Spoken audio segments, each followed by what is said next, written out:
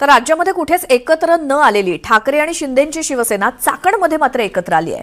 शिंदेंच्या शिवसेनेच्या नगराध्यक्षपदाचे उमेदवार मनीषा सुरेश गोरे यांचा अर्ज भरायला स्वतः ठाकरेंचे स्थानिक आमदार बाबाजी काळे आणि शिंदेंचे आमदार शरद सोनावणे एकत्र उपस्थित होते। खेड आळंदीचे दिवंगत आमदार सुरेश गोरेंच्या पश्चात ही पहिली निवडणूक पार पडते।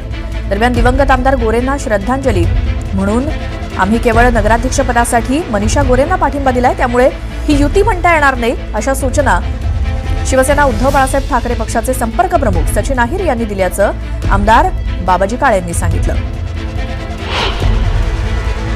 चाकण शहराचं नगराध्यक्षपद हे महिलेसाठी राखीव आलेलं आहे आणि त्या ठिकाणी स्वर्गीय सुरेश भाऊ गोरे यांच्या पत्नी मनीषाताई गोरे त्या ठिकाणी निवडणुकीला सामोरे जाणार आहेत।